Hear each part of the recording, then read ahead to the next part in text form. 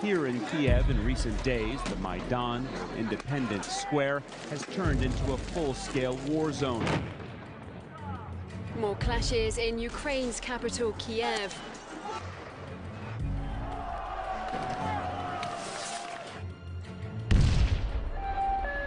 There is absolutely no doubt that snipers are working here. I've counted 10 bodies. Мы и сегодня не знаем, кто стрелял в людей. Это проблема. Now on the brink of a civil war, at least 70 dead so far, and the death toll rising. Эти технологии, еще раз говорю, от них не застраховано ни одно государство. What we saw here today was a revolution. Хотите узнать, что происходило на Украине? We've invested over $5 billion to assist Ukraine in these and other goals. Вы знаете, в большой политике, о чем бы ни говорили, все равно будут говорить о деньгах. NATO has expanded into 13 countries, up to the borders of Russia. 13 countries. The focus has to be on not allowing this crisis to turn into hot war between Ukraine and Russia. Эта тема очень опасная. Это тема войны. Сегодня спокойно никто не должен себя чувствовать.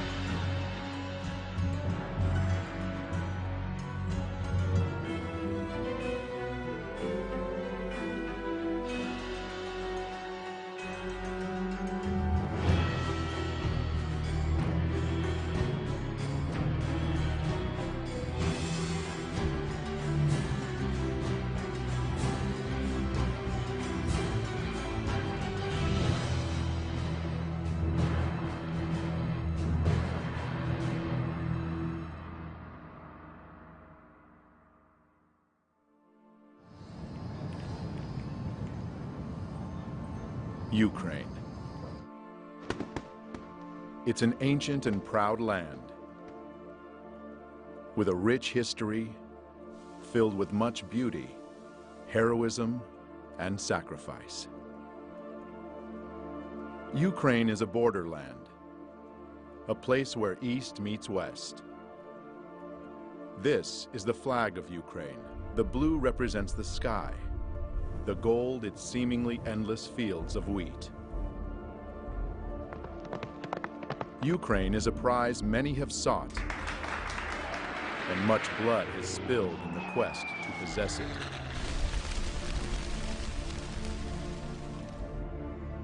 Ukraine has been the pathway for Western powers as they attempted to conquer the East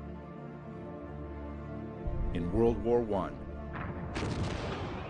and World War II.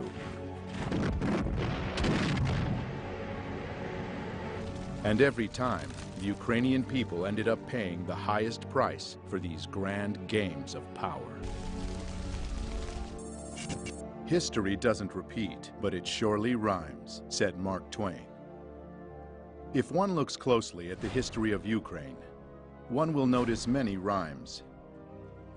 Being surrounded by stronger powers, Ukraine has needed a lot of cunning to survive, and the art they truly mastered with time is the art of changing sides.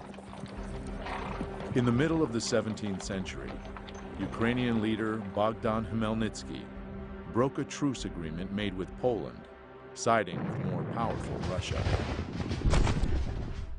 Just over 50 years later, as the Russian-Swedish War was raging, another Ukrainian leader, Ivan Mazepa, broke the union with Russia when he switched sides, joining forces with the Swedish invaders. Many times, Ukrainian history was written by third parties.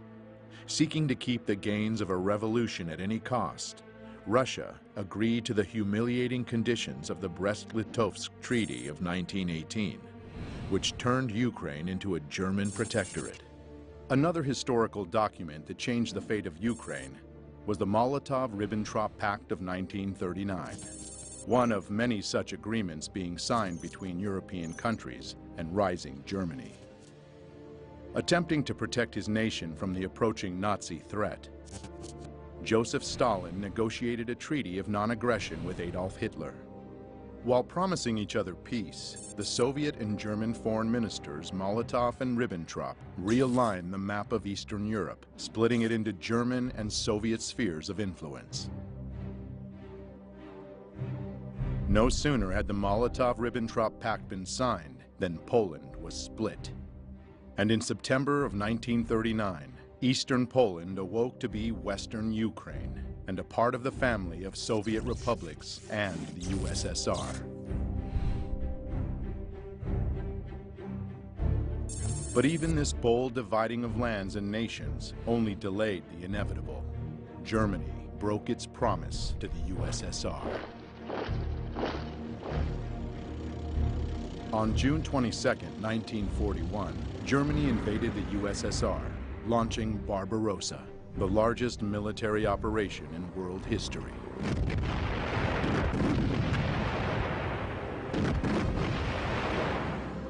Barbarossa was aiming for St. Petersburg, Moscow, and Kiev, Ukraine, three destinations of major significance. Ukraine, with its rich lands and resources, was an important industrial and economic source for the USSR. To cut it off from the Soviet Union would strike a big blow indeed. For most of the Soviet Union, the Second World War was about fighting the invaders of their land. But it wasn't quite so simple for Ukraine. The truth is, Ukraine has never been a united country.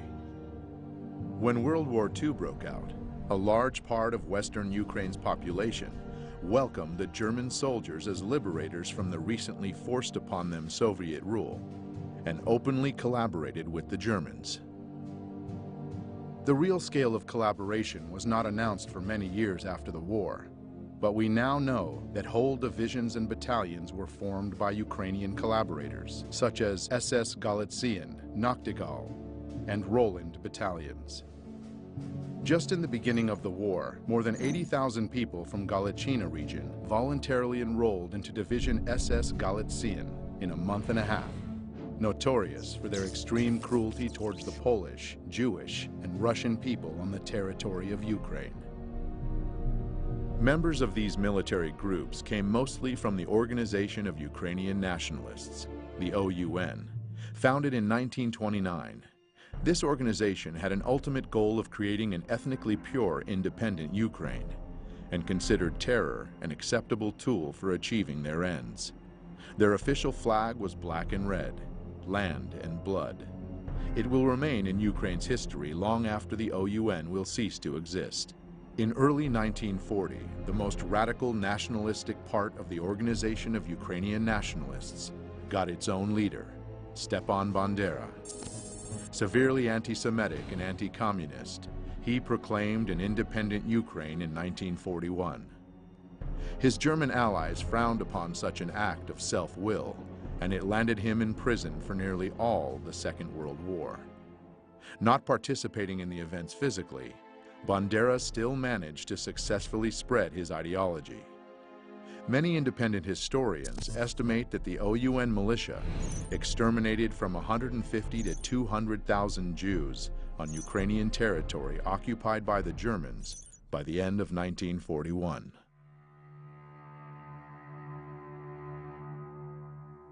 The most notorious and outrageous massacre took place September 29th and 30th, 1941, in Babi Yar, Kiev.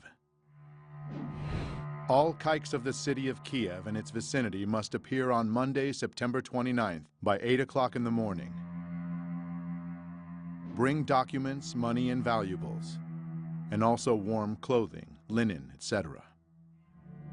Any kikes who do not follow this order and are found elsewhere will be shot. 33,771 Jews were killed in this two-day operation of the Nazis and Ukrainian militia. Another outrageous massacre was carried out by the Ukrainian Insurgent Army and the Bandera faction of the Organization of Ukrainian Nationalists in German-occupied Polish Volhynia and eastern Galicia between 1943 and 1944. This genocide of Poles was led by Mykola Lebed. 35,000 to 60,000 people in Volhynia and 25 to 40,000 in eastern Galicia fell victim to this massive ethnic cleansing operation. Sensing the inevitable loss of the German troops, the Organization of Ukrainian Nationalists gave up on their former ally and began fighting equally against the Germans and the Soviet forces. In January 1943, USSR troops started pushing the Nazis back, liberating one part of Ukraine after another. Western Ukraine was the last Ukrainian region held by the Germans, finally being liberated in October of 1944. Bandera's bands continued to wage their guerrilla war against the Soviet regime, carrying out bloody raids on Ukrainian villages and towns, and leaving behind chaos and casualties.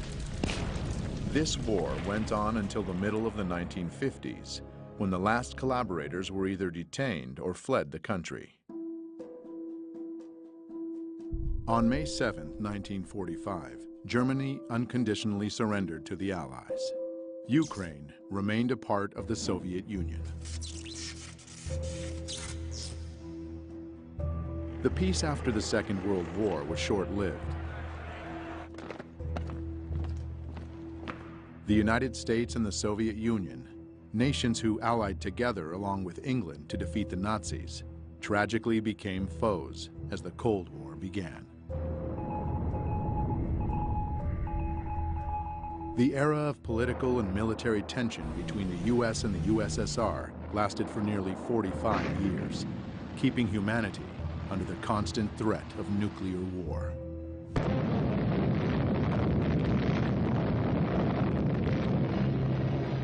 In this battle, the United States never lost sight of Ukraine's importance. U.S. intelligence kept a close eye on Ukrainian nationalist organizations as a possible source of counterintelligence against the Soviet Union. CIA documents that just recently have been declassified show strong ties between U.S. intelligence and Ukrainian nationalists since 1946. From the CIA agency report, it is clear that they were not mistaken about the nature of Ukrainian nationalist organizations or their leader, Stepan Bandera himself. According to an OSS report of September 1945, Bandera had earned a fierce reputation for conducting a reign of terror during World War II. After the Second World War, Bandera and other Ukrainian Nazi leaders fled to Europe, where the CIA helped them hide. The CIA later informed the Immigration and Naturalization Service that it had concealed Stefan Bandera and other Ukrainians from the Soviets. The operations involving Ukrainians continued for many years. The Nuremberg trials of 1945 and 1946 brought the political, economic, and military leaders of fascist Germany to justice and revealed to the world the monstrous face of Nazism and the crimes they committed. But the Ukrainian Nazis were spared the same fate, and some were even granted indulgences by the CIA. By 1954, the agency excused the illegal activities of the OUN security branch in the name of Cold War necessity. In 1949, Mykola Lebed, the man responsible for the massacres in Volhynia, was moved to the United States, where he died in 1989 without ever being investigated or pursued as a war criminal. The CIA moved to protect Ukrainian nationalist leader Mykola Lebed from criminal investigation by the Immigration and Naturalization Service in 1952. Perhaps Bandera lost his use to the US, or maybe KGB agents outsmarted the CIA. But in 1959, Stepan Bandera, the leader of the Ukrainian nationalists, was killed in Munich, where he was hiding under the name of Stefan Popel. It would be fair to say that Bandera became a major symbol of Ukrainian nationalism by sheer chance, for he was neither its only leader nor its most powerful one. Dmytro Dontsov was the father of the far-right totalitarian doctrine in Ukraine. Andriy Melnik was the leader of another faction of the OUN. Roman Shuhevich was a general of the Ukrainian insurgent army, and others contributed greatly to the movement. Bandera's dangerous ideology, suppressed by the communist authorities, but supported by external forces, never really died. The seeds of Ukrainian nationalism were passed from generation to generation. Unfortunately, it was just a matter of time before they would once again blossom. In 1954, Ukraine's territory was expanded even more when Nikita Khrushchev, the leader of the USSR and a Ukrainian himself, generously gave the Crimean region to Ukraine.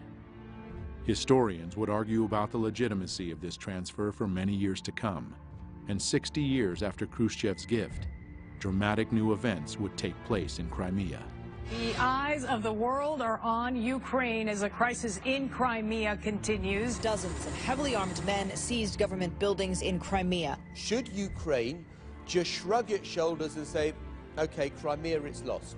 And the old arguments would heat up once again. The Cold War would heat up and cool down by turns, while both rivals were obsessively building up military capacity. The turning point took place when the new era, perestroika, came to the USSR with its new leader, Mikhail Gorbachev, in the middle of the 1980s. Perestroika meant restructuring towards liberalization and democratization. It certainly had a positive impact on the international situation. Astonishing news from East Germany, where the East German authorities have said, in essence, that the Berlin Wall doesn't mean anything anymore.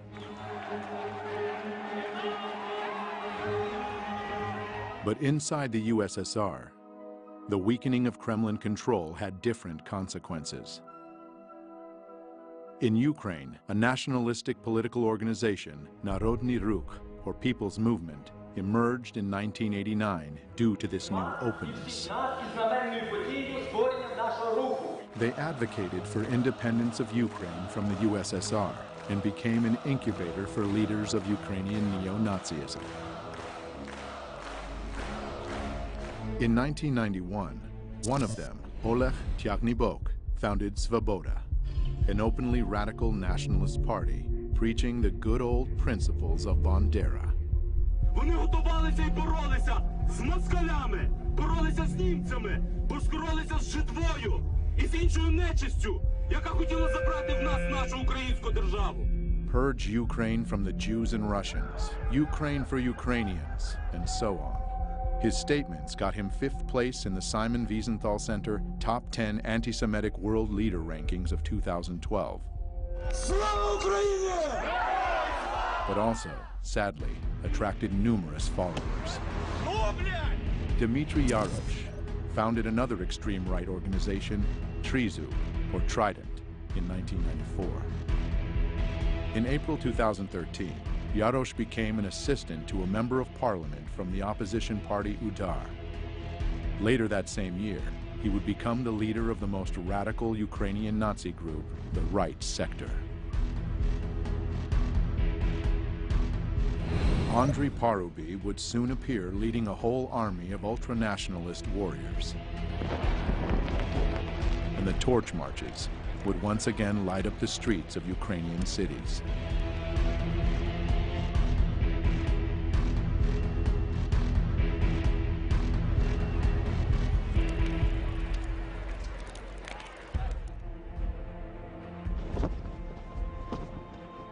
The world drastically changed in August 1991, when the USSR de facto ceased to exist and the global political map welcomed many newcomers, Ukraine one of them. In modern history, it was the first time Ukraine was truly independent and all on its own.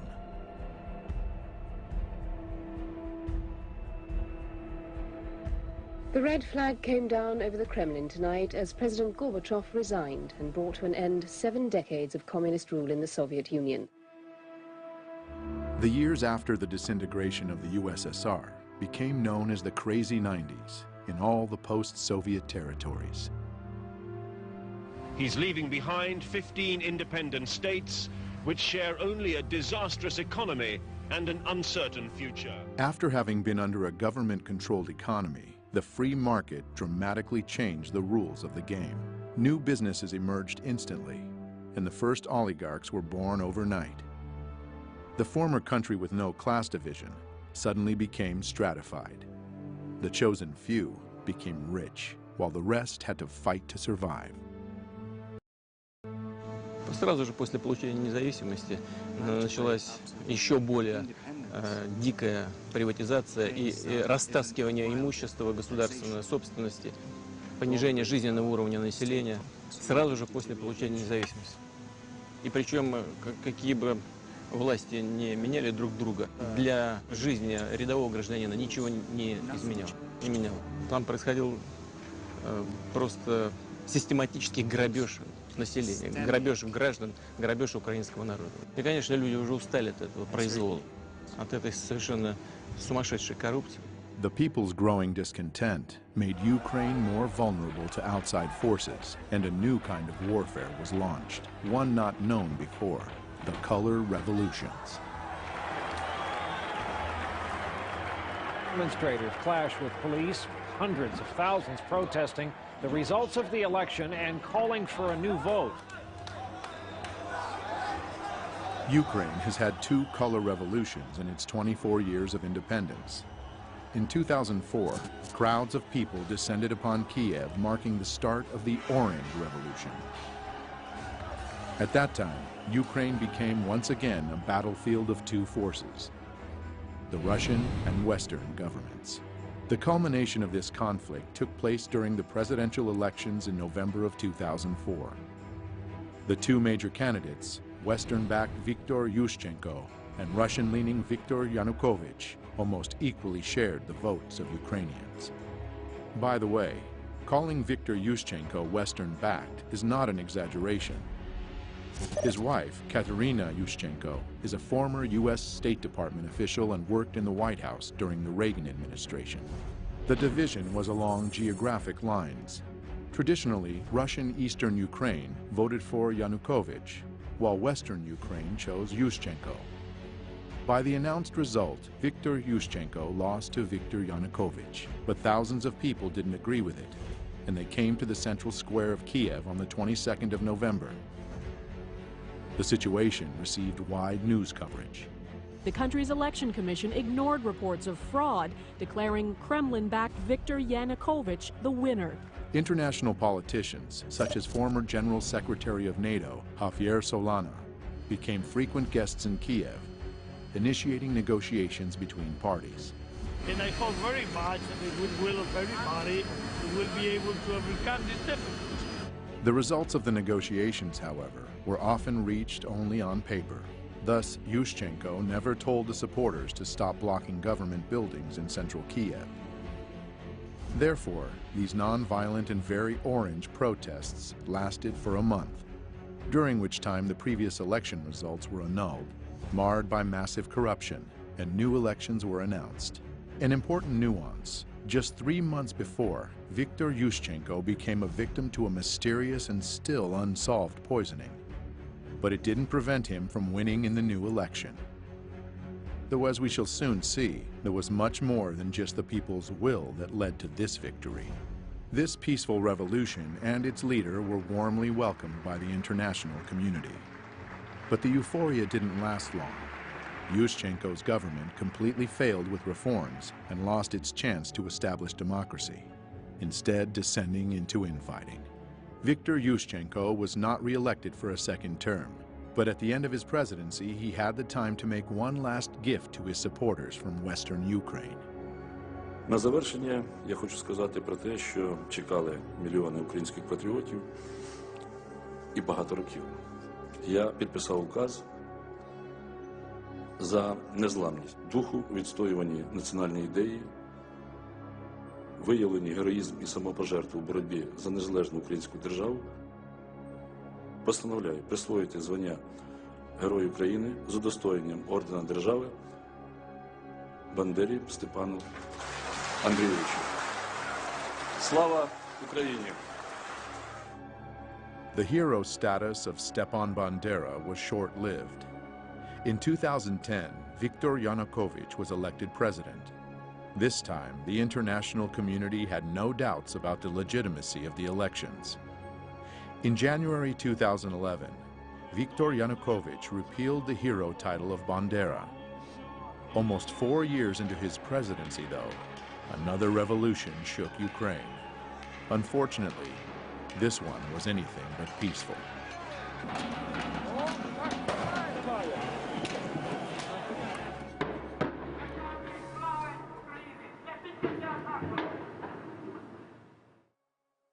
Mr. Yanukovych, I'm an American. I'm an outsider to this situation, and it's very complicated. But I would like, as a filmmaker, just to jump into the action and go to those moments in November 2013. You're president of the Ukraine. You've been president for 3 years at this point. The country is in bad economic shape, very bad. You have a trade agreement with Russia, and now you're seeking to make a better agreement with the EU, with the European Union, and you are negotiating. Can you bring me to that moment and what you're thinking? Действительно, это был очень сложный период времени для Украины, и нам нужно было найти решение проблем в 2013 году. Поэтому у нас было два партнера. Прежде всего, мы рассчитывали на Международный валютный фонд. Но Международный валютный фонд на протяжении года, когда мы вели переговоры, нам предлагал неприемлемые для нас варианты решения. Значительное поднятие тарифов для населения, прежде всего на энергоносители и на газ, то есть значительный рост расходов населения, при том, что доходы оставались прежние. Мы на это не пошли. Мы предложили другие варианты решения вопросов. Мы получили официальный отказ Международного валютного фонда в ноябре 2013 года. Оставалась Россия. Россия нам сказала, что мы готовы с вами работать как партнеры, если вы учтете наши интересы. Того, что экономика Украины и России зарождалась как единая экономика, сложились абсолютно уникальные, особые экономические отношения. Рынки в России были полностью открыты для украинских товаров, а при этом наши границы с Украиной таможенные полностью раскрыты. Таким образом, Евросоюз как бы заходил со всеми своими товарами на нашу территорию без всяких переговоров. И когда мы начали считать балансы, мы увидели, что соглашение, которое подготовлено Европой для Украины, требует больших экономических расходов, компенсаций потерь, а Европа компенсаций не предлагает. При том, что российский рынок при этом для Украины частично сокращался или прикрывался. Сказали, конечно, если Украина решила так поступить, это ее выбор, и мы уважаем этот выбор. Но мы не должны этот выбор оплачивать. Наши переговоры с Европой не увенчались успехом. Поэтому на этом пути мы предложили сделать паузу. Violent clashes erupted in the Ukrainian capital Kiev as more than 100,000 people protested against a government decision to delay an association deal with the EU. Vitaly, you were Minister of Interior Affairs for the Ukraine during this period, and you were Chief of Police, essentially, of the country. Can you tell me your version of what happened from November protests through February protests? Мы располагали информацией, что протестные акции в любом случае массово планируются и начнутся в 2015 году. Но оппозиция воспользовалась тем фактом, что в начале Кабинет министров, а затем и президент приняли решение временно отложить подписание ассоциации с Европейским Союзом. Arseny Yatsenyuk, leader of the opposition party, Fatherland. Oleg Tagnibok, leader of the opposition nationalist far-right political party, Svoboda. Vitaly Klitschko, leader of the opposition party, Udar. Both EU and Ukrainian officials said on Thursday the suspension of talks on closer ties could be revived after the two-day meeting. But officials said the deal was off the table for now. We expected more of this.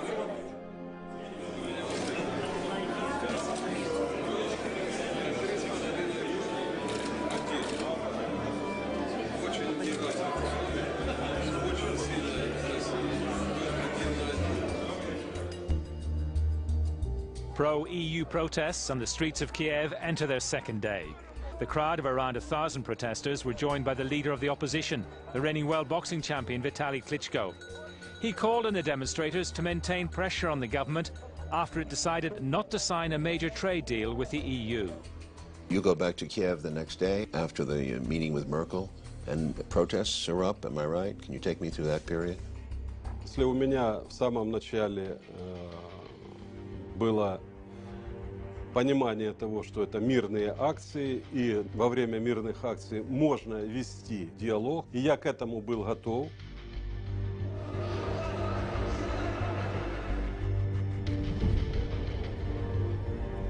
И говоря о протестах ноября-февраля, необходимо обязательно учитывать динамику их развития, которая происходила на Украине заранее до того. Огромное количество общественных организаций, которые финансировались из-за рубежа, огромное количество журналистов, работающих на гранты.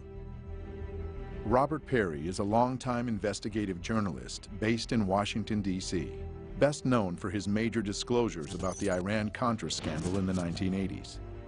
He is the founder of Consortium News, where he has reported extensively on the crisis in Ukraine and the forces behind the unrest. An NGO is a non-governmental organization. Now, many NGOs are quite legitimate. They represent good causes. Maybe they help people in a country feed or deal with water problems or deal with various kinds of social problems. But there are some NGOs that have become funded by government entities and serve more the purpose of that government rather than trying to serve the people that they are ostensibly working for. One thing we saw in the 1980s, at that point the Central Intelligence Agency had been largely discredited because of scandals that had been exposed in the 1970s. For 15 years, the CIA has secretly financed overseas activities of the National Students Association. But then there came to light a fantastic web of CIA penetrations. So when the Reagan administration came in, there was this concept that instead of having the CIA, which traditionally would go into these different target countries, funding their media, funding NGOs, funding different political operations, that was essentially farmed out to a new organization called the National Endowment for Democracy, which was created in 1983. And it would do pretty much what the agency used to do. It would go into one of these countries and it would support various political groups, train activists, deal with journalists, business groups, and try to advance U.S. foreign policy interests, sometimes against the interests of the host government, the target government. And beyond that, they received financial and other logistical help from the National Endowment for Democracy and other U.S. agencies that helped them training activists, working with journalists to get their side presented more favorably. They work on things like, how do you get traction? How do you get things to go viral? How do you then use that to generate support for your cause? And support was generated. Mustafa Nayyem, a founder of one of Ukraine's new media outlets,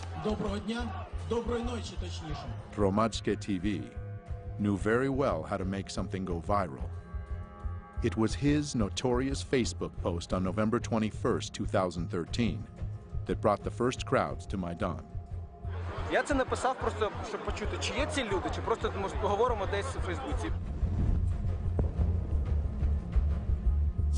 If you don't read the newspaper, you are uninformed. If you read the newspaper, you are misinformed. To deliver your message efficiently enough in the modern world with so many different technologies and means of communications, you must embrace them all.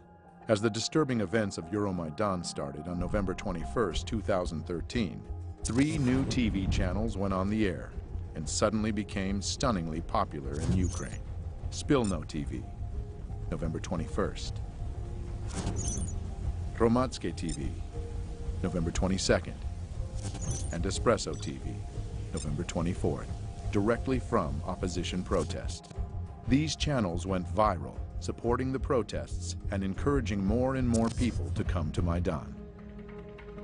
И первые выступления массовые начались 21 числа, 21 ноября. Сначала акции проходили мирно. На эти акции пришли люди разной категории. Это были молодые и пожилые люди, приходили с детьми.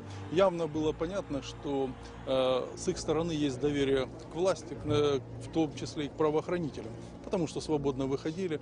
И никаких намеков на то, что будет в отношении этих манифестантов приниматься какие-то меры воздействия, силовые и так далее, просто не существовало. Значит, соответственно, на охрану общественного порядка выходили правоохранители без огнестрельного оружия. Но среди митингующих уже замечены нами радикалы, которые относились к правым партиям, неофашистским организациям.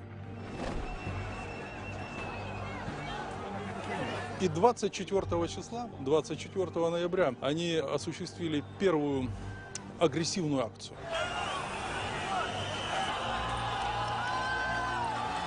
24 числа первое было нападение на кабинет министров. И первое нападение на сотрудников правоохранителей, которые охраняли. Второе нападение на правоохранителей службы безопасности Украины произошло 25 числа. Затем небезызвестные события 30 числа. November 30th of 2013 became the first turning point of Euromaidan, and one of its most reported and mysterious events. Я тогда немножко расскажу, как видел эти события я. Был звонок мне от Попова, глава администрации города Киева. Он говорил, что давайте сегодня мы хотели бы завозить оборудование для новогодней елки на площадь. Я ему объяснил, что до тех пор, пока люди находятся на площади, то этого делать нельзя. В районе часа ночи, когда массовые люди начали расходиться, разъезжаться, значит, я поговорил по телефону с руководителем службы безопасности Украины и спросил его точку зрения по развитию событий. Он сказал, я считаю, что, слава богу, все закончилось. Вся информация идет о том, что все закончилось. Потому что фактически с 21 числа, я в кабинете просто жил и спал там. Какое-то время, может быть, 2 часа в сутки удавалось поспать. Около 3 часов ночи я приехал тоже к себе домой. Завел часы на 6:30 утра, включил телевизор сразу же, когда проснулся. Он у меня был настроен на 5-й канал. И 5-й канал демонстрирует большое количество скорой помощи. И там побитые люди. After riot, police attacked peaceful protesters with clubs. Happened in the early morning hours. The eyewitnesses that were there said that the police did use truncheons. Меня, честно говоря, пробил просто холодный пот. Моя первая реакция на то, что Майдан пострадал от действий полиции, была мгновенной. Нужно было расследовать, кто дал приказ разгонять митингующих, применять к ним силу. Я был противник того, чтобы к митингующим применялась сила, нарушали права людей. Решений таких Попов самостоятельно принимать просто не мог. А кто для него был самый высокий руководитель? Для Попова был самый большой руководитель, это глава администрации. Сергей Владимирович Левочкин. Coincidentally, Sergei Lovochkin is a close associate to many U.S. politicians.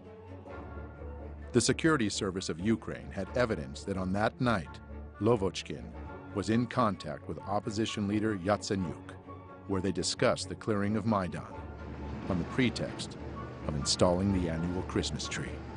News media reported that the riot police cruelly attacked the students peacefully sleeping in their tents. But scenes from the event seem to tell a different story. It appears that the protesters were waiting for the police. Additionally, there were dozens of journalists and cameramen from all the new public TV news outlets prepared to cover the events. And most ominously, a group of well-trained young men arrived to Maidan almost simultaneously with the riot police. They infiltrated the crowd and began provocations with insults, stones, and torches. The right sector in Ukraine represents a part of the Ukrainian population that has often favored fairly extreme right-wing positions. They had militias that came especially during the Maidan protests.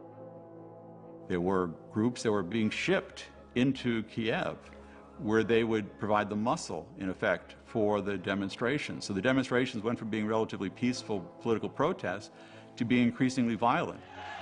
The first step in any detective work is to establish a motive. It is now said that Sergei Lovochkin is held in high esteem by his powerful U.S. friends.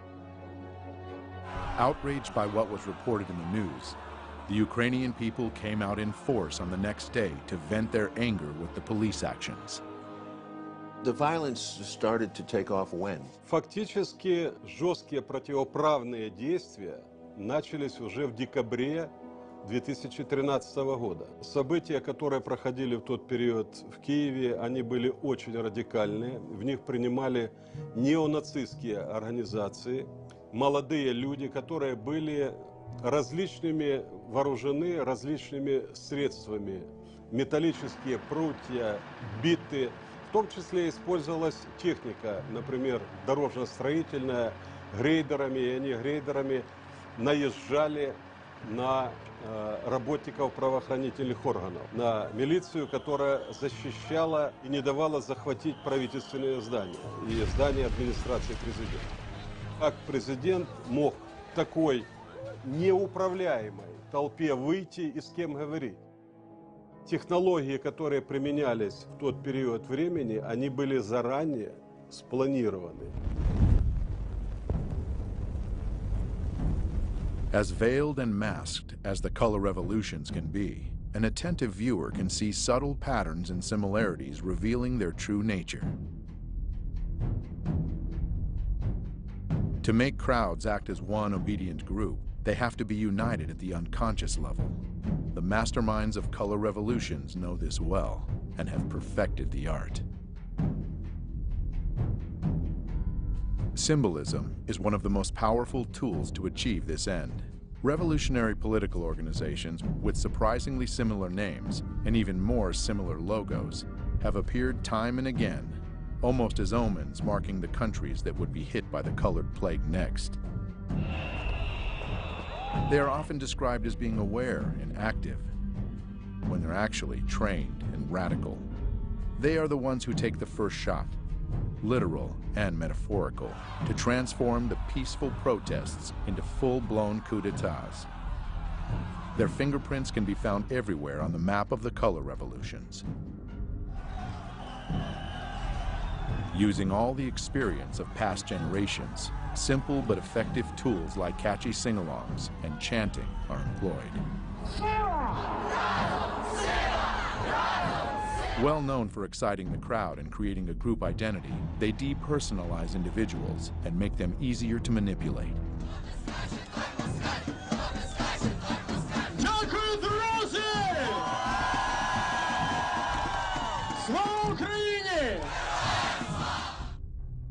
Конечно, без денег здесь не могло быть. Такое количество не государственных, различных общественных организаций, грантов, которое выделялось на Украину, это не есть секретом.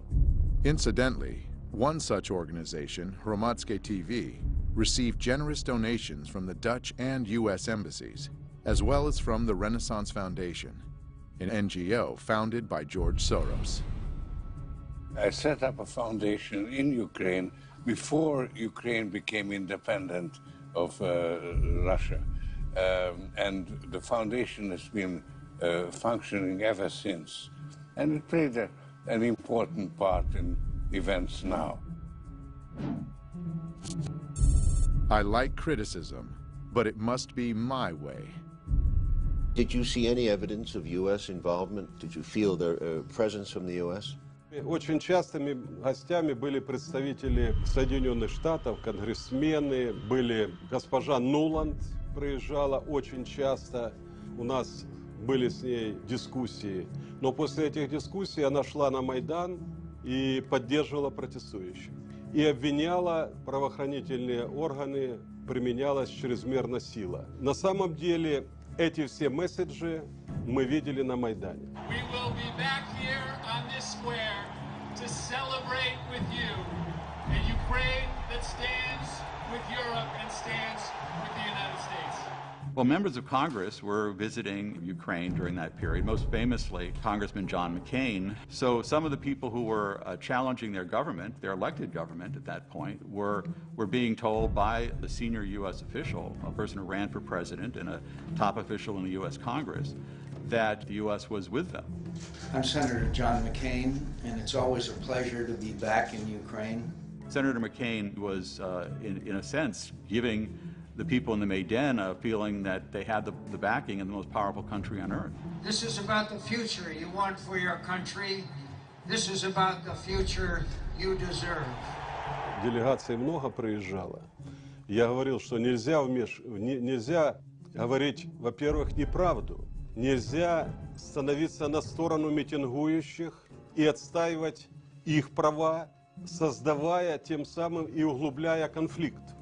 Когда митингующие захватывают правительственные здания и учреждения, скажите, допустимо ли это в любой другой стране, например, чтобы посол Украины пришел к митингующим в Фергюсоне и раздавал там пряники или пирожки и обвинял полицейских Соединенных Штатов Америки? Я считаю, что это недопустимо ни в одной европейской стране. А почему к Украине было такое отношение? Who was your highest level of contact with the U.S. government in this period? Я постоянно имел контакт с господином Байденом, вице-президентом. У меня были частые с ним телефонные переговоры. Но дело в том, что господин Байден говорил одно, а в Украине делали другое. And the U.S. ambassador?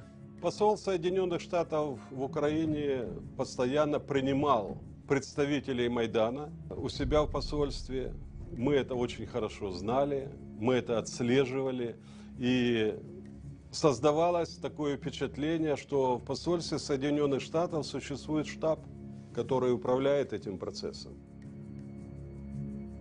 In early February of 2014, as the Maidan crisis was getting more violent, there was a phone call that was intercepted. It was a call between the Assistant Secretary of State for European Affairs, Viktor Yanukovych, and the U.S. Ambassador to Ukraine, Jeffrey Pyatt. Questions of credibility are being raised after a private chat between two top U.S. diplomats was leaked online. I think Yats is the guy who's got the economic experience, the governing experience. He's the guy, you know, what he needs is Klitsch and Tony Book on the outside. I just think Klitsch going in, he's going to be at that level working for Yatsenyuk. It's just not going to work. Yeah, no, I think that's right. Okay. Good. Well, do you want us to try to set up a call with him as the next step? Sullivan's come back to me, VFR, saying you need Biden, and I said probably tomorrow for an attaboy and to get the deets to stick. So okay. Biden's willing. So you had this remarkable phone call where you have these two senior officials of the U.S. government apparently talking about a coup or how they were planning to restructure the government of Ukraine. Fuck the EU. No, exactly. I'm not saying the whole U.S. government feels that way. There is division on this, but the neoconservative element wants very much to change the strategic dynamic in Eastern Europe.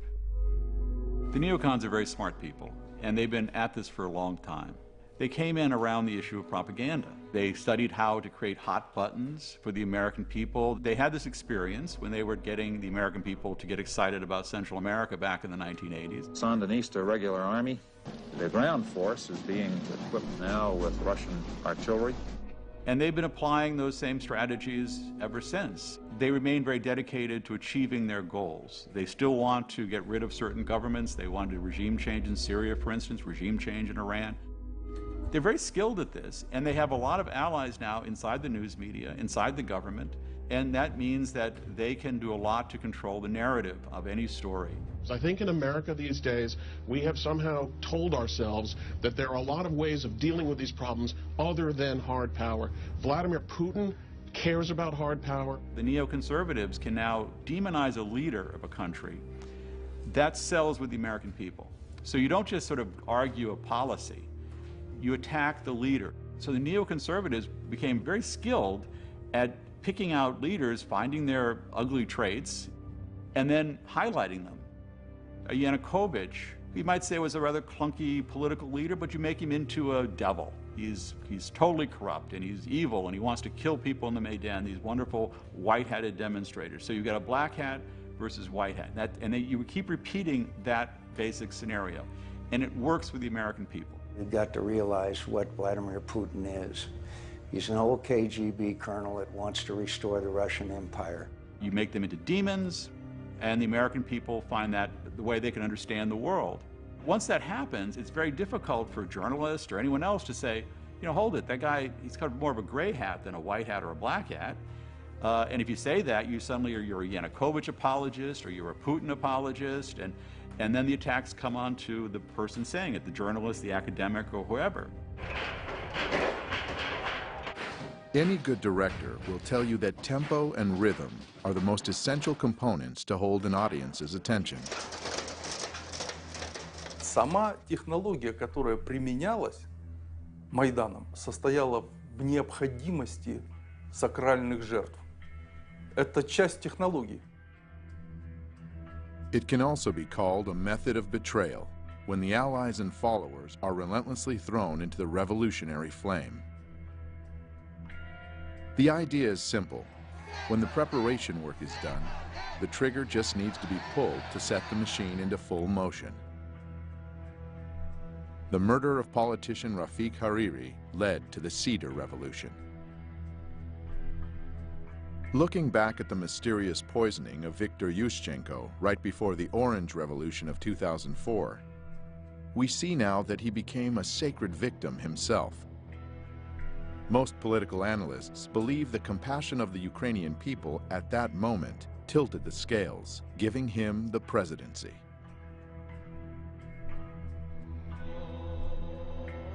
The number of victims among the protesters during Euromaidan totaled over 100. They are called the Heavenly Hundred. All the sacred victims were immediately mythologized. The beating of students on November 30th, 2013 was the obvious trigger of Euromaidan.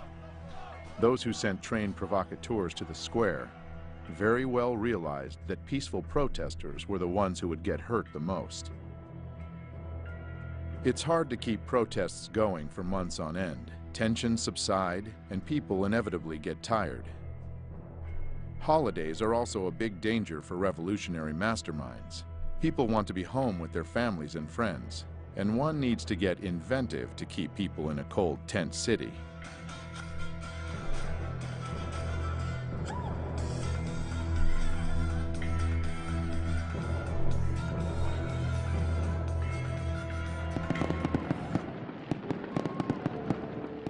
On Christmas Day of 2013, tabloid journalist and political wannabe Tatiana Chornovol was chosen to become the tool to whip the protests on Maidan back up.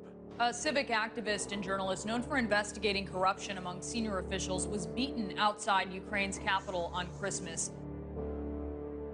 Her heroic deeds as a reporter looked more like petty crimes. Trespassing on the presidential residence of Viktor Yanukovych, leading a rioting crowd to seize the Kiev City Administration building, breaking into a car of the Security Service of Ukraine. It looked like Tatiana was more interested in making news than reporting it, and gaining name recognition that could be turned into votes for her struggling political career in the opposition party Fatherland. She gave the world media a Christmas present in 2013, when she was cruelly beaten by unknown assailants on the road. Despite the fact that in just 3 days all the suspects were arrested and confessed to beating Tatiana during a road rage incident, world media kept insisting upon the political background of the crime. Instantaneously, Tatiana became a heroic martyr, uniting people around her image. The beating coming amid political turmoil in Ukraine. This has drawn a protest. Euromaidan was once again center stage, and Tatiana, in less than 2 months after the assault, she was already healthy enough to attack the office of Party of Regions, the party of Viktor Yanukovych. Звідти виїжджали ті машини, які били мене. Тобто не те, що навіть гніздо цієї злочинної мафіозної влади, ескадрони смерті теж керуються звідси. One of the staff members, 65-year-old IT specialist Vladimir Zakharov, was killed during the attack. So, where is Tatiana now? Well, she finally got her position of power in the new government. 1 month later, the time for another act in the play came.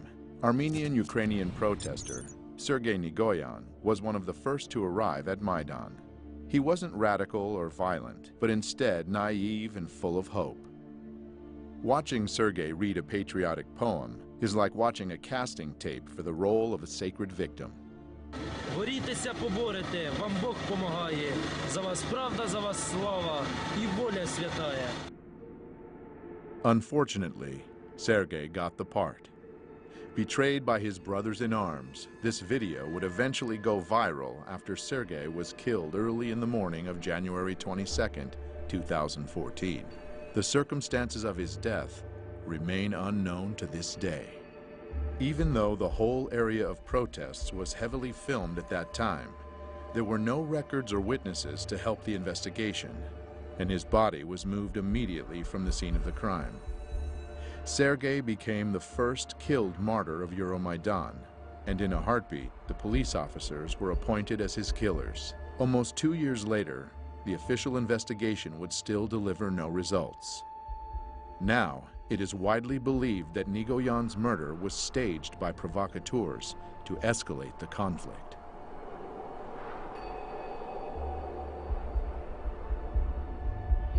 God speaks to people with the language of signs. On January 26, 2014, Pope Francis prayed for Ukraine, addressing thousands of people at St. Peter's Square in Vatican City. Et Filius et Spiritus Sanctus. After the prayer, 2 white doves were released from the papal window and were immediately attacked by a crow and seagull. Those who understand the language could easily read the meaning of this omen. Soon, great forces, the seagull and the crow, would be tearing apart 2 Slavic nations, the white doves. This omen gave hope to the Ukrainian people, saying that by God's will, the doves would be saved. But it also predicted severe hardship and many victims. The events which could enter into the history of the color revolutions as the most massive human sacrifice yet arrived right on schedule, 1 month later. For weeks, this European capital has been the scene of a violent uprising. Today, the bloodiest day yet. The protesters are pushing up towards the government district, armed here with Molotov cocktails, but we saw handguns and shotguns too. There are casualties on both sides. Well, she's just said that there are 6 dead people up there. Not just injured, dead. They said they've been hit by snipers. 20 февраля начали расстреливать сотрудников милиции. Я получил информацию, что начали стрелять снайперы, и есть жертвы с 2 сторон.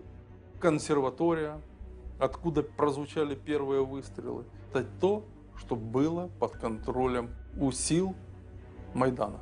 And here again, we meet our old acquaintance from Narodny Ruch, Andriy Paruby, who is at the peak of his glory as self-proclaimed commandant of Maidan, which basically means the leader of the radical opposition.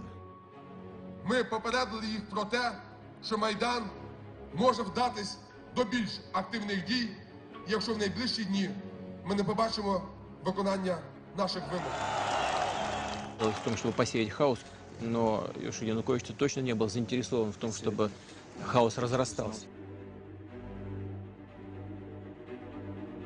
The protesters were filmed leading a long line of riot police away. It's not clear where they were taking them. 67 officers are currently reported to be missing. 14 policemen dead and 43 wounded.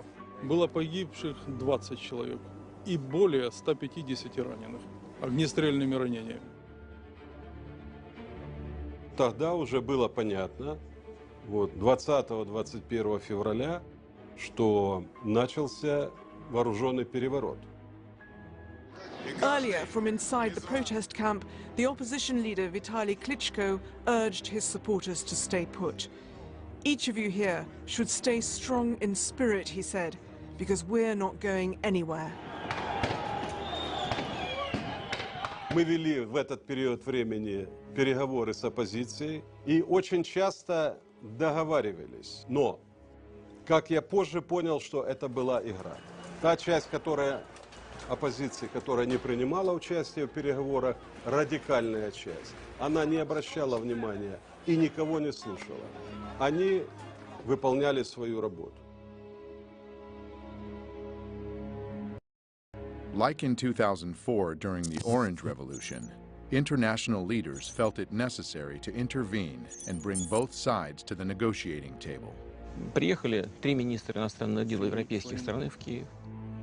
Laurent Fabius, Frank-Walter Steinmeier, Radoslav Sikorski. Приняли участие во встрече президента Януковича и оппозиции. Договорились о том, что будут проведены досрочные выборы. Договорились о том, как будут строить отношения между оппозицией и президентом. The Ukrainian president and the leaders of the anti-government protests there have agreed on a truce. The truce was to give talks between President Yanukovych and the opposition a chance. Just like in 2004, the opposition, or at least its radical faction, the right sector, headed by Dmitry Yarosh, had no intention on fulfilling its part of the bargain. Ті домовленості, які досягнуті, не відповідають нашим з вами прагненням. Правий сектор не складе зброї. Правий сектор не зніме блокаду жодної з державних установ, поки не буде виконана найголовніша наша вимога – відставка Януковича.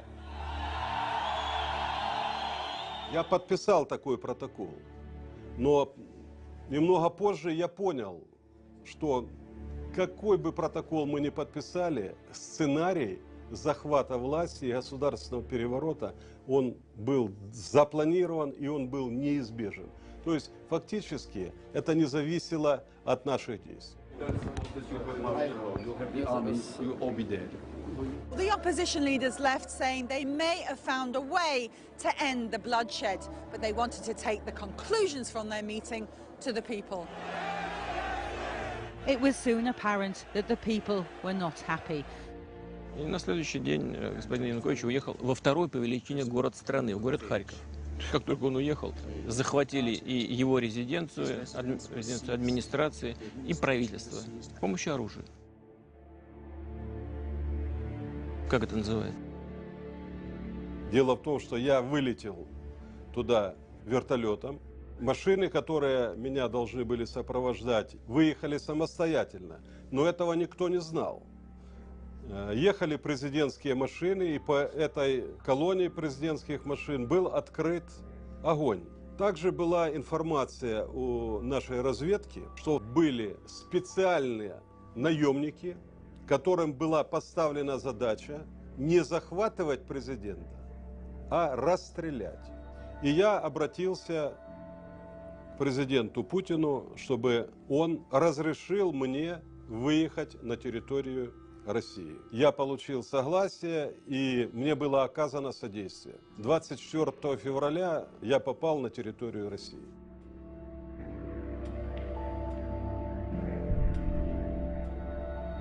At the same time, Kiev was saying its last goodbyes to the victims of the massacre.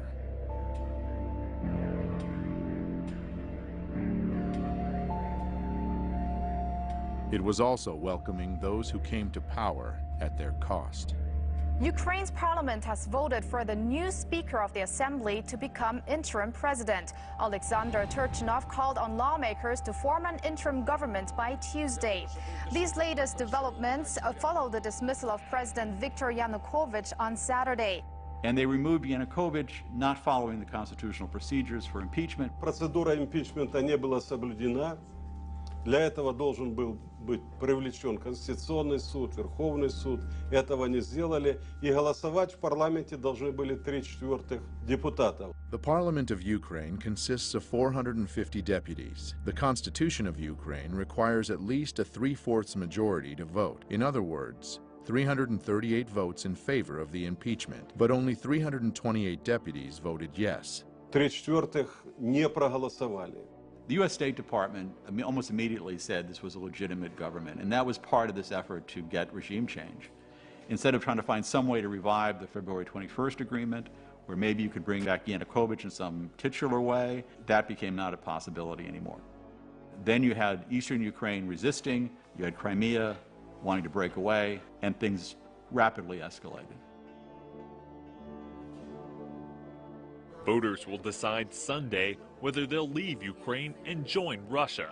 The campaign with the slogan "Together with Russia" has the backing of Moscow. The Crimea situation, the referendum, is also happening during this period very quickly. Крымский референдум инициировали жители Крыма. Это была их реакция на попытки представителей Майдана устроить такой Майдан в Крыму. Это не секрет, что население Крыма всегда было пророссийски настроенным. Crimean authorities, sensing the mood of the populace, fully supported Viktor Yanukovych's decision to postpone the 2013 European Union Association deal and side deeper ties to Russia.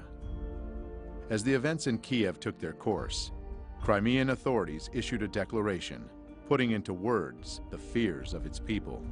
Based on the will of the Crimeans who elected us, we declare that we will not give Crimea to extremists and neo-Nazis seeking to seize power in Ukraine at the cost of the blood of the country and its citizens. After the regime change in Kiev, rumors began spreading in Crimea that the new authorities would be merciless to those that oppose them. Слава Україні! This led to the pro-Russian demonstrations rejecting the new government in Kiev. On February 27th, the government buildings in the capital of Crimea were seized by pro-Russian protesters. The current Crimean government was dismissed, and the new leader, Sergei Aksyonov, was assigned as the leader of the Crimean Autonomous Republic. У них, конечно, надежда была, и они обращались к российскому руководству, чтобы их защитили. On March 16th, the Crimean referendum was held, and the people voted to leave Ukraine and enter the Russian Federation. The situation in Crimea is being presented as a Russian invasion. And again, nobody who looks at this seriously and looks at the poll numbers, some of the poll numbers done by the US government agencies themselves, showing that the people of Crimea preferred being part of Russia. In the US news media, it has all been presented as the Russians invaded, they then staged a sham election, with people with guns at their backs. Somehow they faked the ballot boxes to get 96% approval for rejoining Russia. The idea of a referendum in Crimea is just quite simply unconstitutional. But it does raise questions on whether this vote really is free and fair, especially given the heavy military presence in Crimea right now, Errol. So that's how it's been sold to the American people. The reality is very different. The atmosphere here certainly is electric. Thousands of people who've gathered in the capital Crimean city of Simferopol. All of this following a referendum held last Sunday in which the majority of people here overwhelmingly voted in support of being reunited with Russia. Я бы хотел спросить, что такое демократия? Демократия – это политика, основанная на воле народа. Как выясняется воля народа? В современном мире с помощью голосования. Люди пришли свыше 90%, и свыше 90% проголосовали за присоединение к России. Нужно уважать выбор людей. Не подстраивать каждый раз под свои геополитические интересы, международное право и принципы демократии. У нас не было там никаких боевых действий. Там никто не стрелял. Никто никого не убивал. What is described in the West as a Russian invasion of Crimea is, in fact, the presence of Russian soldiers in Crimea. Can you clarify that? Российские солдаты в Крыму, как говорят, были испокон веков. Потому что база Черноморского флота была в Крыму. As long ago as 1804, Sevastopol's naval base became the main military port of the Russian Empire on the Black Sea. During the Second World War, the heroic defense of Sevastopol lasted almost a year and took hundreds of thousands of lives. Therefore, the naval base in Crimea has a legacy of historical pride for the Russian Black Sea Fleet, as well as being of huge strategic importance.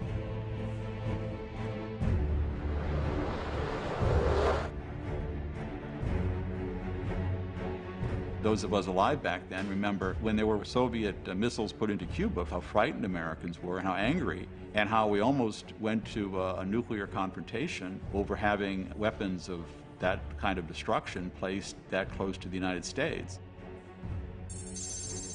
If the United States considers Cuba to be in its backyard, then Crimea lays at Russia's doorstep. The consequences of a U.S. seizure of the base or a NATO base? Очень тяжелые, потому что сама по себе база ничего не значит. Но вот чтобы я хотел отметить один нюанс. Почему мы так остро реагируем на расширение НАТО? Нас беспокоит практика принятия решений. Я знаю, как принимаются. Когда страна становится членом НАТО, ей уже очень трудно сопротивляться давлению со стороны такой крупной страны, лидера НАТО, как США. И там легко может появиться все, что угодно. Система противоракетной обороны, и новые базы, и, если потребуется, и новые ударные комплексы. А нам что делать? Мы должны в этой связи предпринимать контрмеры, то есть ставить под удар наших ракетных систем те объекты, которые, по нашему мнению, начинают нам угрожать. Ситуация напрягает. If we are attacked, we would certainly respond. Знаете, мне кажется, я не всегда понимаю логику наших партнеров. Иногда сталось впечатление, что нужно держать в повиновении и наладить дисциплину в своем собственном западном, так называемом, атлантическом лагере. Для этого нужен внешний враг. При всех опасениях Иран на это не очень тянет. I am concerned about the expansion of NATO. NATO has expanded into 13 countries, up to the borders of Russia. 13 countries. Эта тема очень опасная. Это тема войны. Вообще, война между Россией и Соединенными Штатами вообще это безумие.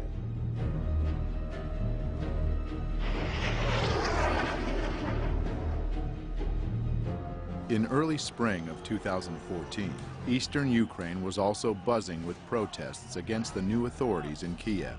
This region, with the population close to Russia geographically and culturally, feared that the ultra-right leanings of the newly formed government would bring neo-nationalism to their lands. And they had their reasons. The status of the Russian language in Ukraine has been a stumbling block for many years. Implementing Russian as a second state language was one of the main campaign promises of President Viktor Yanukovych. In 2012, the Yanukovych government passed a law making it the second official language in the southern and eastern parts of Ukraine, the areas where the Russian-speaking population makes up a majority. Ukrainian nationalist groups initiated massive protests opposing the law. An observing viewer might see some familiar faces there.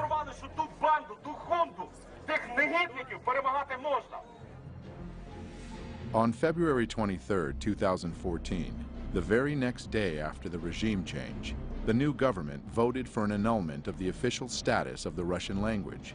And even though later this decision was vetoed by the acting president, Alexander Turchinov, it still sent a message, and a powerful one. This alarmed the Russian-speaking cities of eastern Ukraine, and people took to the streets to show their disagreement. In response, pro-Maidan groups conducted their own demonstrations. When the two parties would meet, it was always tense, and eventually it led to tragedy. One person died and over 50 people were wounded in clashes during a pro-Russian march protesting the new government in Kiev. On April 6th, the Crimean scenario began repeating in eastern Ukraine, where protesters seized government buildings. And the next day, April 7th, they proclaimed Donetsk People's Republic. Kiev replied by announcing the beginning of an anti-terrorist operation in eastern Ukraine. By that time, the international media was screaming about a Russian invasion in Ukraine. Russia could now be on the verge of invading Ukraine. But strong words stayed only in the media. The Ukrainian authorities never announced a warlike situation. Why? IMF cannot give money to countries engaged in ongoing war. Petro Poroshenko. Вы знаете, в большой политике, о чем бы ни говорили, все равно будут говорить о деньгах. Too much money was already invested in Ukraine to stop halfway. We've invested over $5 billion to assist Ukraine in these and other goals that will ensure a secure and prosperous and democratic Ukraine. На развитие какой демократии тратились эти деньги? Как называли установление демократического режима? Я думаю, что это вот как раз тот режим, который сейчас насаждается на Донбассе. Obviously, the funds had to keep coming, and the conflict had to keep going. Getting more and more bloody and deadly. Мы завалили все вместе. As parties from both sides were using more sophisticated and lethal weapons. Господин Турчинов, который фактически начал войну, он несет огромную ответственность за это. Он начал войну против собственного народа. Он послал войска в Донбасс. Они сделали то, чего не делал я. И они начали кровопролитие.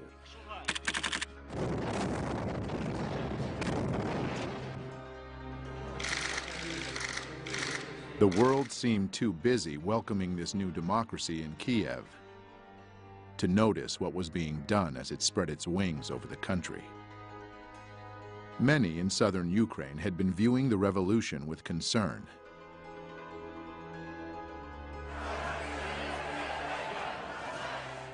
And an anti-Maidan movement formed in the city of Odessa in early January 2014. The protesters set up their camp in front of the Trade Union House, a building which would soon become a monument to a massacre of its own. It's difficult to overestimate the importance of Odessa. It is strategically located on the Black Sea, and it's Ukraine's largest seaport. It's not surprising that Ukraine's new authorities were watching the situation unfolding there with growing alarm. More and more of Odessa's people were joining the anti-Maidan movement at the same time as events in eastern Ukraine were heating up. The new Ukrainian government didn't have the power to wage war on too many fronts. If Odessa were to join the growing uprising in the eastern regions, it would seriously complicate the situation. This rebellion had to be extinguished immediately and at any cost, and that cost was high. On May 2nd, 2014, soccer fans flocked to the center of Odessa city for the Ukrainian championship match. Surprisingly, a great number of these fans who descended into Odessa just the night before also turned out to be fighters from the Maidan self-defense units, along with members of radical organizations from all parts of Ukraine.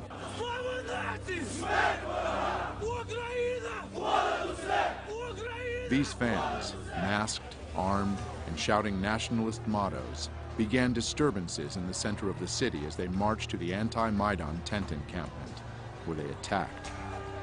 The anti-Maidan protesters sought shelter in the Trade Union House, but it was a trap.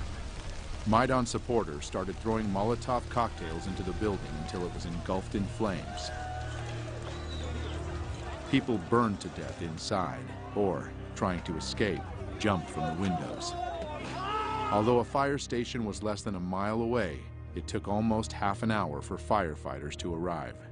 When they finally did, the damage had been done.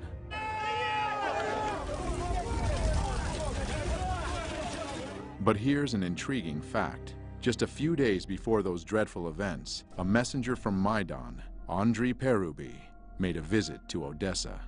It's an interesting coincidence that some of the people he met with in Odessa were seen at the scene that fateful day.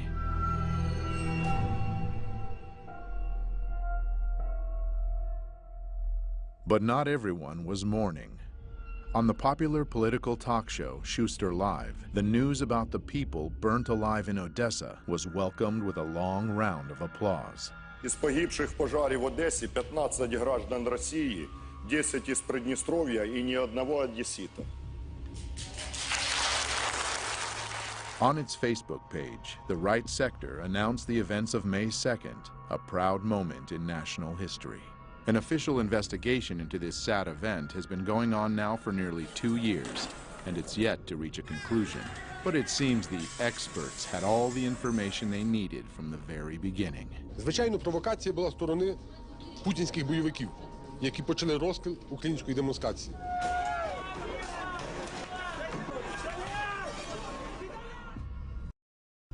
It looks like Odessa really is a very important piece of real estate, as it was honored with a very special new governor appointed on May 30th of 2015. Mikhail Saakashvili, an old friend of the United States and born and raised in Ukraine's neighboring country, Georgia. A little hoedown there in Georgia. A quick look at his biography gives one an understanding that he's been groomed for a special mission. Mr. Saakashvili received a U.S. State Department scholarship, and he worked for a New York law firm which represented the organization Kamara, a group that appeared earlier when we learned about the color revolutions. We are dealing with democratic, bloodless revolution. This is the Revolution of Roses, and this is Mikhail Saakashvili with Kamara, busy overthrowing the legitimately elected president, Eduard Shevardnadze. Remove the government by peaceful means. That's classics, you know, you're really European. Soon after the Rose Revolution blossomed fully, Georgia announced its intentions to join NATO and plant fresh NATO military bases in the fertile soil right on Russia's border. Never ever we will give our freedom and independence. Never ever will give any piece of our territory. Saakashvili's mission was accomplished, at least with his friends in NATO. The Georgian populace wasn't quite as happy, though. In 2007, they took to the streets to voice discontent, and Mr. Saakashvili responded with force. The people's discontent grew. Saakashvili's party lost parliamentary elections, and the opposition took control. He said this means that the parliamentary majority should set up a new government and me as the president, according to our constitution. Mikhail decided not to wait for the results of the president's election and fled the country in October 2013. In 2014, Saakashvili refused summons to appear in court as a witness in several criminal cases. Later that same year, he was accused of misuse of power and embezzlement. Saakashvili wound up in the U.S., and soon his friends in Washington found him a new assignment. Mikhail actively supported Maidan, and very soon was rewarded with a high position in the new Ukrainian government. First as the president's counselor, and then as the governor of Odessa. The day before taking this position, he renounced his citizenship to Georgia, the country of his birth, and became a Ukrainian citizen. Я навсегда останусь гордым гражданином моей гордой родины. Гордым гражданином моей гордой родины. As they say, the battle is worth the blood, both literally and figuratively. Я прекрасно знаю реальную цену реформ господина Саакашвили. Я прекрасно знаю то, что он на Украине на самом деле является частью проекта, который нужно осуществить Украине определенным силам. Jeffrey Payet, the U.S. ambassador to Ukraine, paid a visit to Saakashvili just a month after he took office in Odessa. But as long as the Oblast administration is delivering results on Ukraine, you are going to see a steady flow of embassy and Washington visitors coming here.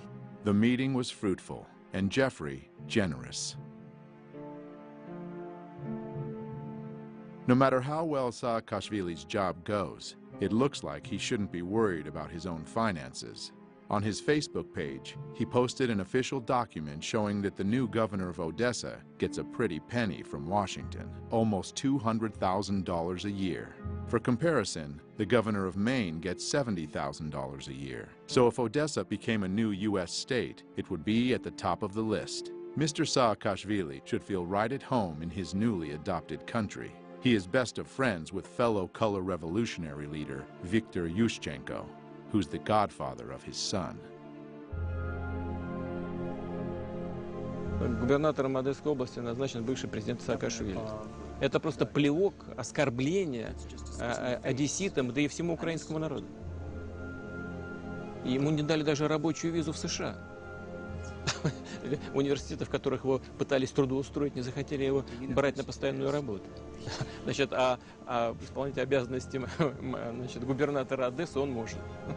А что, нет порядочных, профессиональных и способных выполнять такую работу украинцев.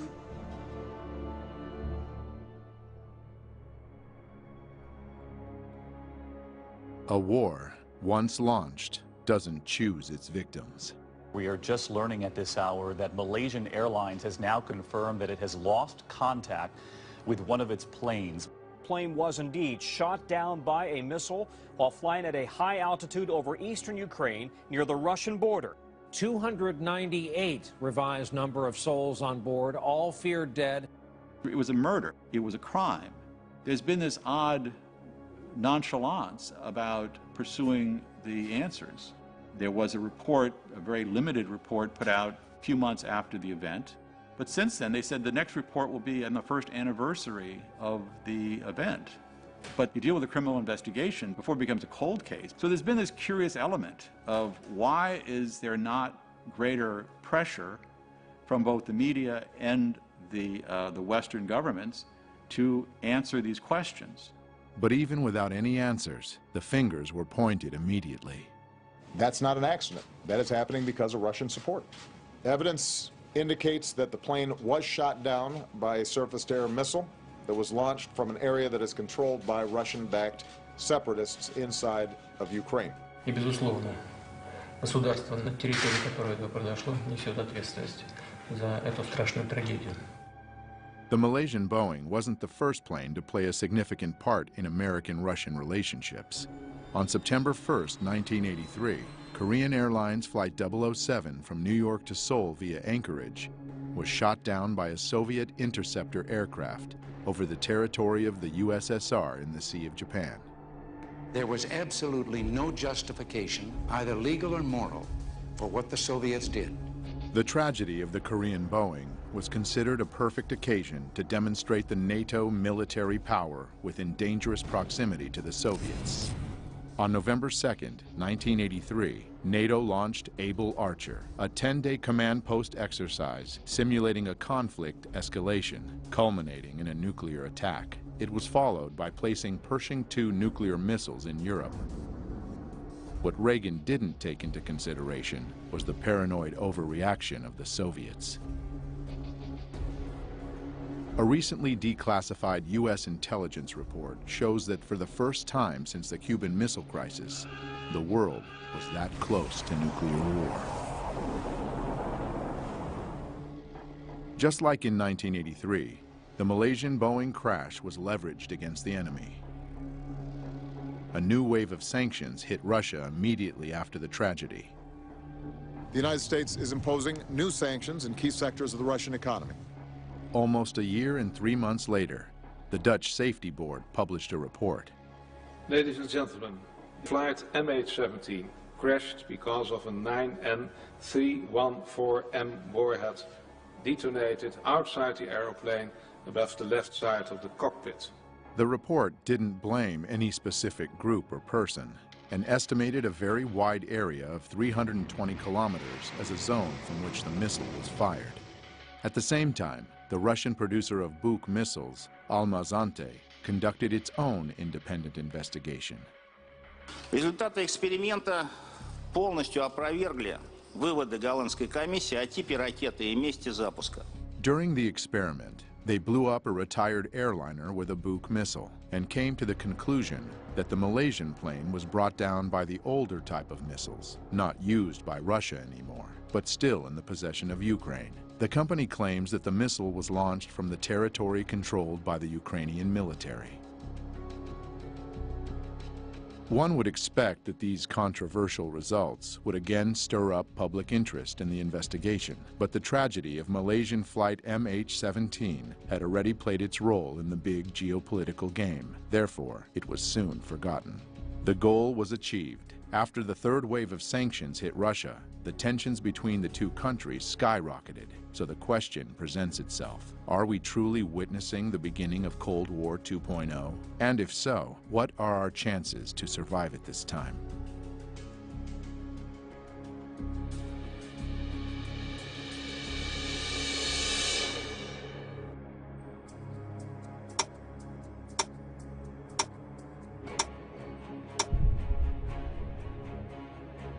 In 1947, the Bulletin of Atomic Scientists introduced the doomsday clock.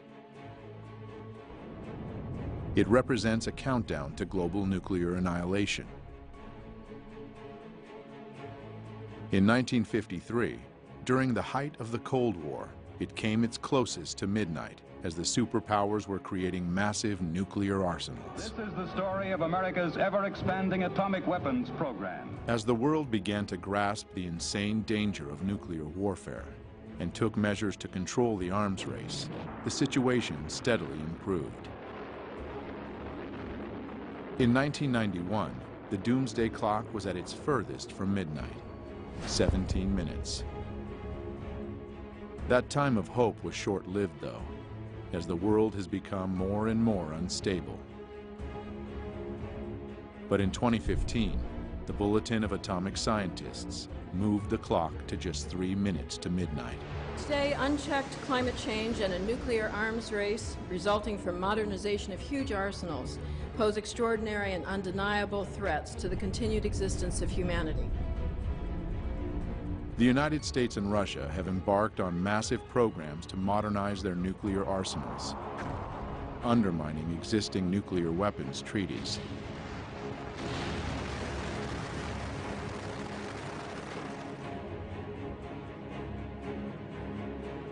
The clock ticks now at just 3 minutes to midnight because international leaders are failing to perform their most important duty: ensuring and preserving the health and vitality of human civilization.